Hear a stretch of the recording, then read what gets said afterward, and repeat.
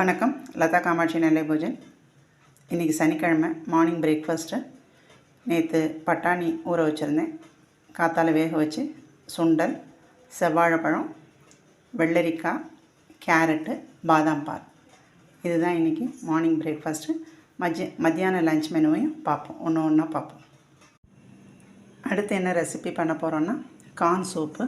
அதுக்கு ஒரு கார்னை வேக வச்சு வச்சுருக்கிறேன்.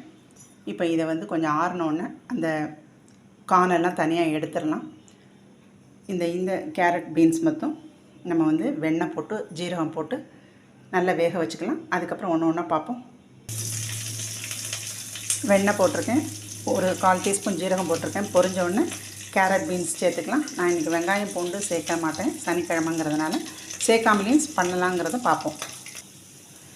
கேரட் பீன்ஸையும் அந்த வெண்ணெயிலே வதக்கியாச்சு. இப்போ பிஞ்சு மஞ்சப்பொடி, தேவையான உப்பு போட்டு 3 டம்ளர் தண்ணி ஊற்றி நல்லா வேக வைக்கலாம். வெந்த பிறகு பார்ப்போம். மூடி போட்டு வேக வச்சிடலாம்.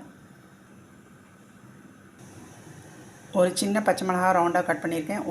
ஒரு பீஸ் தக்காளியை சின்ன சின்ன துண்டாக கட் பண்ணி போட்டிருக்கேன். கார்ன் சூப்புக்கு கார்னை உரித்து எடுத்துகிட்டு வந்தாச்சு, வேக வச்ச கார்னை. இப்போ இதை சூப்போட முழுசாக போட்டுக்கணும். இதை கொஞ்சம் மிக்சியில் பேஸ்ட்டாக அரைச்சிட்டு வந்துடும். கொஞ்சம் கானை மிக்சியில் அரைச்சாச்சு. இப்போ காயும் நல்லா வெந்துருச்சு. இந்த அரைச்ச கானை நம்ம சூப்பில் சேர்த்துக்கலாம்.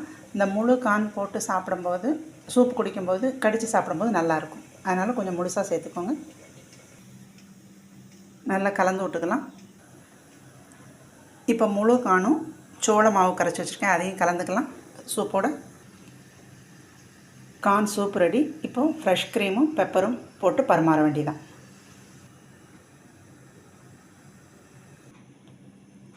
சூடான சுவையான கார்ன் சூப் ரெடி. இந்த மாதிரி செய்யலைன்னா செஞ்சு பாருங்கள். நம்ம வீட்டு நாராயணனுக்கு சிறப்பு தழிகை பச்சரிசி சாதம், கட்டிப்பருப்பு, கேரட் பீன்ஸ் பொரியல், வெள்ளரிக்காய் கேரட்டை நல்லா கழுவி தோல் சீவி பச்சையாக கட் பண்ணி வச்சுருக்கிறேன், வெண்டைக்காய் பச்சடி, பீட்ரூட் கூட்டு ரைஸில் பசஞ்சு சாப்பிட்றதுக்கு, தோரம்பருப்பு வேக வச்சு பீட்ரூட், பட்டாணி, குடமிளகா போட்டு சாம்பார் பொடி போட்டு கூட்டு. எப்போதும் வழக்கமாக நம்ம பண்ணுற கூட்டு தான். இதுதான் இன்றைக்கி நாராயணனுக்கு சிறப்பு தழிகை, நம்ம வீட்டு லஞ்ச் மெனு. இந்த ரெசிபி எல்லாம் பிடிச்சிருந்ததுன்னா லைக் பண்ணுங்கள், ஷேர் பண்ணுங்கள், சப்ஸ்கிரைப் பண்ணுங்கள். நன்றி.